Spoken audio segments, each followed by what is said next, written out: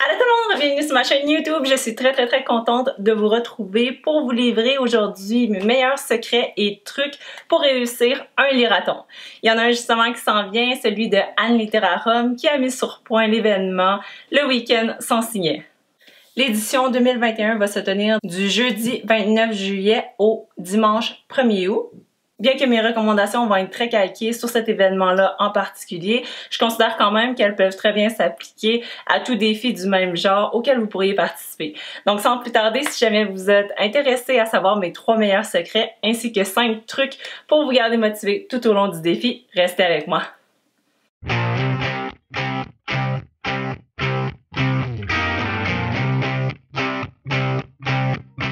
Donc, on va commencer avec mes 3 meilleurs secrets, les 3 que je considère les plus importants pour performer. Le numéro 1, ce serait choisissez stratégiquement vos titres.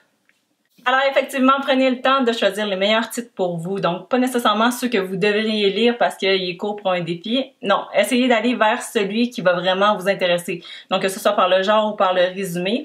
Parce que, par expérience, je lis vraiment plus vite un livre même s'il est plus long, donc pas nécessairement idéal pour un défi. Quand c'est une histoire ou un sujet qui me passionne vraiment versus un livre que je vais lire lentement parce que finalement il m'intéressait pas tant que ça, mais je l'ai choisi pour d'autres raisons.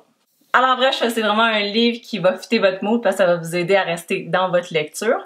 Et si vous avez un doute ou si vous avez entendu d'un livre qui vous intéressait, que vous considériez prendre, si vous avez entendu que l'action stagne ou qu'il a été plus ou moins bien reçu, peut-être en choisir un autre parce que vous voulez pas être bloqué dans un défi lecture ou ce que vous essayez de lire le plus possible dans le moins de temps possible. Bon, je vais peut-être un petit peu me contredire, mais c'est sûr que c'est vraiment aidant d'avoir au moins un livre dans toute votre pile de lecture qui va être petit. Et si la police peut être grosse aussi, c'est encore mieux. Une fois que les titres sont choisis, ce serait de prioriser les défis payants. Comme tout bon marathon de lecture, il y a souvent des catégories, défis qui vous sont proposés, donc essayez de trouver des livres qui vont fitter ces catégories-là pour réussir le plus de défis possible. Ce que je veux dire, c'est que par exemple que tu as un défi par livre, ce que tu peux essayer de faire le plus possible, je sais que c'est pas toujours facile, mais ce serait de choisir un livre qui remplit plusieurs défis. Par exemple, si je me souviens bien, il y avait des catégories que c'était un livre pas plus que 250 pages, un livre évidemment qu'on lisait sans signet et un livre qui avait du bleu sur la couverture. Alors à ce moment-là, si vous avez un livre qui fait les 3 catégories, c'est sûr que c'est plus payant. À vous de voir aussi si votre objectif c'est de prioriser le nombre de défis réussis ou le nombre de livres lus. Mais si on se fie au week-end sans signet, le but initial c'était de lire 4 livres en 4 jours. Donc à ce moment-là, l'ordre des priorités, ce serait le nombre de livres lus, la réussite de tous les défis et la réussite des défis bonus. Et finalement, un 3e truc, ce serait de commencer en liant. Un peu dans la même lignée que mon conseil précédent, ce que j'aime vraiment beaucoup faire, c'est commencer le défi avec le livre le plus court de ma pile à lire. Peut-être pas le plus court, mais un des livres les plus courts pour pouvoir partir du bon pied parce que c'est tellement satisfaisant d'avoir déjà terminé un livre dans son défi quand ça fait juste quelques heures que c'est commencé. Donc, que vous ayez choisi de privilégier le nombre de défis ou le nombre de livres lus, c'est sûr ça part du bon pied. Donc, comme vous pouvez voir, ces 3 trucs-là sont quand même sensiblement liés. Si votre liste s'était déjà faite, double-checker, ça coûte rien. Puis si vous avez encore plus de temps, vous pouvez penser d'avance à l'ordre dans lequel vous souhaiteriez les lire. Ensuite, j'avais des trucs pour vous qui vont vous aider à rester motivé. Donc, prenez ceux qui vous parlent. Le premier, ce serait de vous assurer que vous avez la version audio disponible. Je suis de celles qui trouvent que les livres audio comptent à 100% dans les défis lecture. Non seulement c'est permis, mais en même temps, moi, je trouve que c'est bien vu parce que ça te libère les mains. Tu peux aller marcher en même temps, tu peux faire de la vaisselle. C'est vraiment pratique, j'adore ça. Puis une histoire, c'est une histoire. Que ce soit une version audio ou un roman graphique, c'est une histoire à la base, selon moi. Alors bref, c'est bien beau le compter, mais si vous comptez justement sur ce titre-là, assurez-vous qu'il soit disponible avant le défi, donc que vous l'ayez réservé avant, et aussi pour toute la durée du défi. Là, c'est pas pire, le week-end sans signet dure seulement 4 jours. Des fois, il y en a que c'est 7 jours, les défis. Donc, à ce moment-là, assurez-vous de ne pas avoir réservé trop d'avance pour pas être obligé de le retourner. Idem aussi si vous l'avez emprunté à quelqu'un ou à la bibliothèque, juste vous assurer d'avoir la copie physique avant la journée du défi et pour toute la durée du défi. En numéro 2, libérez votre horaire. Bon, c'est peut-être moi qui est un petit peu intense, mais moi d'habitude je prévois jamais rien, je prends aucun engagement quand je sais que j'ai un défi lecture, donc je refuse des invitations à souper, j'essaye le plus possible d'avoir mon agenda libre. Mais ça dépend de votre point de vue. Vous n'êtes pas obligé de faire comme moi. Il y en a plein en fait qui font pas comme moi, puis c'est bien correct. Là, ça dépend de votre facilité, rapidité de lecture, puis aussi si vous voulez vraiment réussir aussi pour vous le prenez à la légère. C'est vous que ça regarde. Mais au minimum, j'essaie de me libérer des tâches. Donc, si c'est du ménage ou là, en ce moment, je suis en train de faire mes études d'été. Donc, à ce moment-là, je sais que je vais avoir moins de temps dans ces 4 jours-là parce que je vais me consacrer aux défis.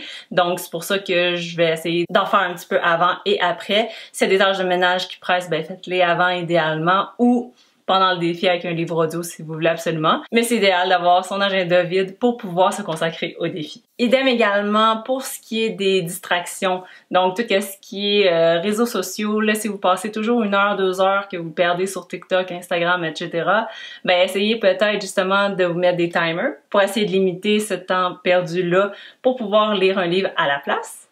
Moi, je considère en fait que ces défis-là, ça sert un peu à te sortir de tes habitudes, puis justement essayer des stratégies différentes pour lire plus et intégrer la lecture dans ton quotidien. Alors pour l'espace de 4 jours, vous pouvez faire un petit sacrifice et diminuer considérablement le nombre de temps que vous passez sur votre cellulaire. Par exemple, si vous y allez 10 fois par jour, y allez 5 fois.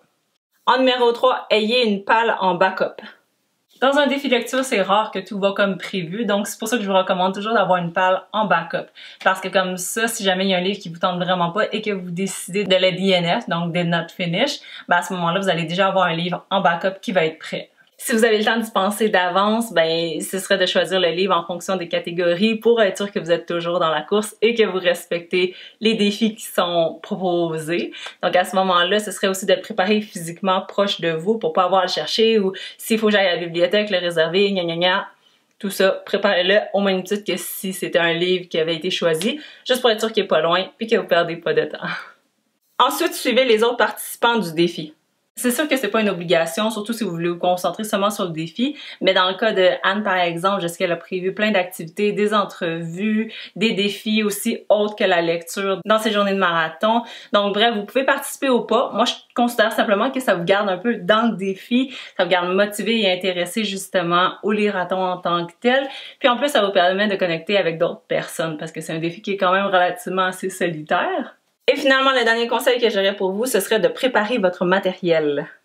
Finalement, ce truc-là, il va être un petit peu plus technique puis ça s'appliquera pas à tout le monde, mais si jamais vous décidez de vlogger, ben ce serait d'avoir votre carte mémoire prête, donc vide, et votre batterie chargée parce que vous allez sûrement beaucoup filmer, donc tu veux pas être pris avec une batterie morte.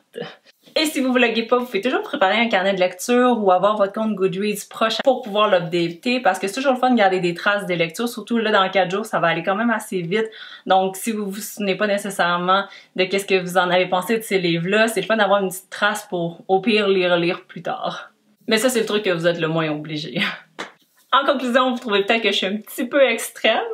Mais c'est sûr qu'à la base, le véritable but, c'est de lire. Idéalement, plus que dans ses habitudes, parce que ça reste un marathon, se dépasser un petit peu plus, mais pas nécessairement le but fixé par l'événement en tant que tel. Par exemple, si vous, d'habitude, vous lisez un livre par mois, puis que le défi vous dit d'en lire 4 en 4 jours, puis que vous en lisez 2, ben vous allez quand même vraiment beaucoup stepper up votre game. Donc c'est vraiment super bon. Fait que c'est ça, de fixer votre propre objectif et de vous mesurer à vous-même. Alors que votre intention, ce soit de le prendre à la légère, y aller easy breezy avec un objectif un petit peu moins ambitieux, mais être sûr de le réaliser, ou à l'opposé, d'y aller plus extrémiste, pour faire comme si c'était un vrai marathon, en vous couchant tôt, en préparant une collation santé, etc. Peu importe c'est quoi votre intention, l'important c'est de vous amuser et de lire un petit peu plus. De mon côté, j'ai pas encore décidé si j'allais faire un vlog ou pas parce que ça va être un petit défi supplémentaire cette année. Ce sera intéressant par contre, mais bref, comme vous pouvez voir, j'ai beaucoup moins de temps pour filmer puis éditer. Donc je sais pas à quel point je vais être motivée pour le faire et avoir du temps. Mais si je le fais, je pense que ça va vraiment être concentré juste sur les updates sans flafla.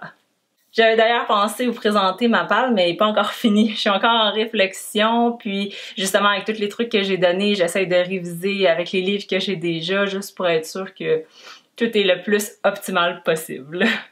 Alors en conclusion, si on se parle pas d'ici là, je vous souhaite un très bon défi. Likez la vidéo si les trucs vous ont plu ou que vous pensez qu'ils pourraient vous aider pour vrai. Et laissez-moi savoir dans les commentaires quel est le titre numéro 1, peu importe le nombre de livres que vous avez mis sur votre palle, que ce soit 4 ou 6, celui que vous voulez vraiment avoir lu en priorité dans les 4 jours. Sur ce, je vous souhaite une très bonne journée, puis on se revoit bientôt. Bye!